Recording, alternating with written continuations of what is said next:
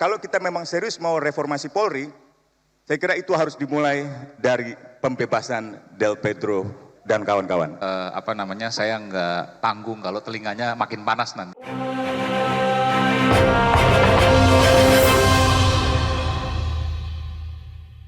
Sebulan satu hari, Afan Kurniawan meninggal dunia dilindas kendaraan rantis. Saya tidak merasa bahwa persoalan itu adalah tanggung jawab utama dari Kompol Kosmas misalnya, tapi saya mau meletakkan itu dalam konteks kebijakan lebih besar lagi. Hari ini pula Reno dan Farhan hilang, dan kasus Reno dan Farhan ini menjadi contoh bagaimana profesionalitas Polri. Kalau benar-benar Polri bekerja keras, mestinya ia sudah ditemukan. Mestinya ia sudah ditemukan nasib dan kejelasan hingga hari ini. Bahwa Indonesia hari ini sudah tidak lagi demokrasi. Tadi Pak Kapolri kan beberapa kali menyebut kata demokrasi. Kalau kita lihat indeks demokrasinya, dari mulai Economist Intelligence Unit, kalaupun demokrasi cacat, Freedom House, kalaupun demokrasi tidak ada kebebasan, hanya ada separuh kebebasan. Dan yang terbaru adalah Varieties of Democracy, ini indeks terbaru di Swedia, meletakkan Indonesia sebagai otoritarianisme elektoral. Jadi ada pemilunya, tapi sudah bukan lagi demokrasi. Nah, saya punya hipotesa bahwa pemolisian itu mengikuti karakter dari rezim politiknya. Jadi kalau rezim politiknya sudah tidak demokrasi, kepolisiannya cenderung tidak demokrasi. Dengan kata lain, kalau pemerintahnya otoriter, maka polisinya juga otoriter.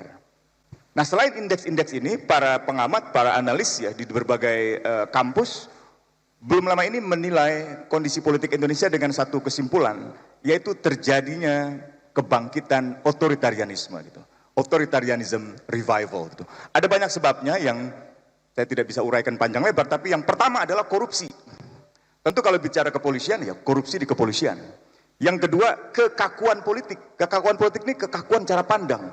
Tadi ada beberapa kata di dalam video, termasuk dalam pandangan Kapolri, dan juga di dalam kerangka acuan, anarkistis, anarko. Nah ini kalau mau mulai reformasi, kita bisa mulai dari koreksi kata ini. Kata anarkistis, kata anarko, kata anarkisme, ini sebenarnya banyak disalahartikan. Kata anarkistis itu diidentikan seolah-olah dengan kekacauan, dengan tindakan pengerusakan, penjarahan, padahal salah. Baik ilmu sosial maupun filsafat menjelaskan bahwa anarkisme adalah satu konsep, satu paham yang percaya bahwa masyarakat bisa hidup baik tanpa negara, tanpa ada otoritas, tanpa ada hierarki. Jadi ini pertama-tama yang harus dihilangkan. Supaya apa? Supaya kita tidak melihat pemolisian yang otoriter.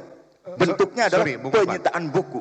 Bung Usman, kalau seandainya tadi Anda katakan anarkistis yang sering disebutkan tidak hanya oleh kepolisian tapi oleh masyarakat secara umum. Oleh masyarakat. Apa usulan Anda untuk diganti seperti apa? Dengan tindakan kekerasan saja. Tindakan banyak kekerasan. Hukum pidana, kekerasan, penganiayaan, pengerusakan fasilitas umum, melawan petugas. Straight to the point. Straight to the point.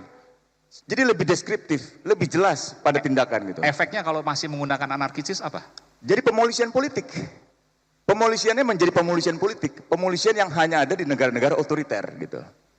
Itu salah satu yang saya kira. Efek kedepannya adalah bagaimana? Ketika itu masih digunakan lalu ada pemolisian politik. Hapuskan. Jadi Perkap Kapolri yang menggunakan istilah anarkis itu harus dihapuskan. Efek kedepannya worst come to worst-nya adalah polisi akan dianggap sebagai alat kekuasaan rezim otoriter. Padahal polisi itu ada di tengah antara kekuasaan negara dengan dengan kepentingan rakyat, dengan kedaulatan rakyat. Artinya secara langsung menjauhkan dengan publik. Menjauhkan dari pemolisian yang otoriter itu. Apa itu pemolisian otoriter? Saya akan jelaskan dalam slide berikutnya. Tapi sebelum itu saya mau katakan yang terakhir adalah selain hukum lemah, selain mayoritarianisme, problem kita adalah oligarkisasi.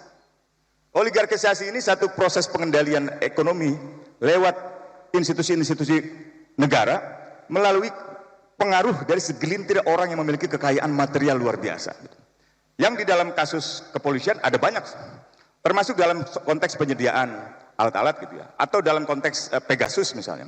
Kalau kita bicara Pegasus, prinsipal utama dari perusahaan Pegasus di Indonesia, Tommy Hermawan Loh, kerabat keluarga dari Jerry Hermawan Loh yang sangat dekat dengan kepolisian dalam urusan praktik-praktik ilegal di balik layar . Belum lagi kalau kita bicara Sinarmas, Astra, dan lain sebagainya. Kalau kita ke divisi humas, waktu saya mampir ke tempat Pak Dedi, Astra ada di mana-mana itu di dalam di gedung humas. Padahal itu nggak boleh. Jadi pengaruh kekuatan-kekuatan ekonomi oligarki yang besar itu nggak boleh masuk ke kepolisian. Kepolisian harus dibebaskan dari pengaruh-pengaruh ekonomi yang semacam itu. Kalau tidak, dia akan menciptakan loyalitas ganda. Loyalitasnya bukan pada negara, bukan pada rakyat, tapi pada kepentingan bisnis gitu. Dan ini yang terjadi dalam banyak praktek penanganan perkara-perkara gitu. Kita demokrasi terbesar ketiga setelah Amerika dan setelah India, tapi tidak ada keadilan sosial. Bahkan sekarang Indonesia dan juga Amerika sudah mulai digolongkan bukan lagi demokrasi gitu. Pemolisian otoriter ini membuat polisi ditertawakan. Salah satunya adalah sejarawan Anhar Gonggong. Slide berikutnya. Ini dalam kasus Del Pedro ditangkap, kemudian buku-bukunya disita. Begitu pula di beberapa daerah, bahkan di Kalimantan, kepolisian menyita buku-buku yang dianggap Marxis atau dianggap membawa ajaran komunisme. Padahal bukunya Romo Magnis Suseno misalnya, itu berisi kritik terhadap Marxisme gitu. Jadi polisi dianggap ditertawakan oleh kaum intelektual. Dianggap tidak baca, dianggap tidak memiliki pengetahuan intelektual yang cukup untuk bisa bekerja pada tugas-tugasnya dalam melayani dan melindungi kepentingan masyarakat gitu. Belum lagi kalau kita bicara kekerasan dan penggunaan kekuatan yang berlebihan. Ada mahasiswa sudah ditangkap, tinggal dipegang, tinggal dibawa ke Polda, tinggal dibawa ke Polres, masih dipukuli, masih ditendangi.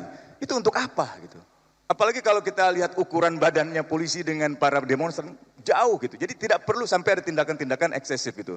Nah ini yang saya kira perlu diperbaiki ke depan gitu. Nah pemolisian otoriter itu cenderung menjadi alat kekuasaan yang terpusat. Cenderung represif, cenderung menggunakan kekuatan berlebihan, tidak transparan, tidak komunikatif, dan lemah di dalam penegakan hukum. Dan mengutamakan kontrol daripada layanan gitu. Jadi ini yang saya kira harus kita hindari gitu.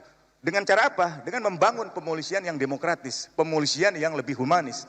Tadi Pak Kapolri menyebutkan pemolisian yang humanis gitu. Jadi saya kira itu yang harusnya ditekankan gitu. Nah slide yang terakhir, ini soal pengawasan. Pengawasan ini sangat penting. Ada 5 pengawasan. Pengawasan internal, saya kira Pak Irwasum punya peran yang sangat sentral di sini, Pak Wahyu. Kemudian Divpropam, dalam kasus sebelumnya Pak Sambo, saya kira justru Kadifropamnya menjadi masalah gitu. Pengawasan eksekutif, ini juga sangat penting. Pengawasan eksekutif ini harus dipisahkan dari pengawasan lembaga-lembaga seperti Kompolnas. Selama ini Kompolnas menjadi bagian dari eksekutif, bahkan bagian dari kepolisian. Bukan hanya kantornya, tapi pikirannya. Jadi Kompolnas seringkali menjadi juru bicara atau menjadi bagian dari divisi Humas Mabes Polri. Itu sebabnya banyak kritik. Komisi 3 berkali-kali mengucapkan pujian terhadap polisi. Bukannya mengkritik, di tengah masyarakat mengkritik, Komisi ketiga malah memuji polisi gitu. Jadi ada kontradiksi antara realitas dengan apa yang diucapkan oleh para pengawasnya gitu. Belum lagi soal anggaran naik tapi kinerja dianggap banyak yang bermasalah gitu. Kontrol yudikatif tidak banyak berjalan, pra-peradilan dalam banyak kasus lebih banyak memenangkan polisi gitu. Akhirnya yang banyak mengambil peran pengawasan ya yang ada di sini ini. Nah, Dimas, Kontras gitu ya, kemudian Isnur, YLBHI sampai dengan misalnya imparsial dan lain sebagainya gitu. Jadi saya kira ini 3 hal yang harus diperkuat dari kepolisian. Dan sebagai penutup saya mau katakan kalau kita memang serius mau reformasi Polri, saya kira itu harus dimulai dari pembebasan Del Pedro dan kawan-kawan. Terima kasih. Ini baru 2 narsum loh Pak Waka. Saya nggak jamin, saya nggak tanggung kalau telinganya makin panas nanti kalau narsum ketiga dan seterusnya. Tapi ini seperti yang saya katakan tadi, ini sejarah sesungguhnya. Ini sejarah yang mungkin belum pernah terjadi di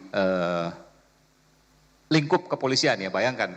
Ini di depan kami ini jenderal-jenderal bintang 3 ada banyak, bintang 2 ada banyak, bintang 1 luar biasa. Dan juga disaksikan Kapolda seluruh Indonesia dan juga jajarannya.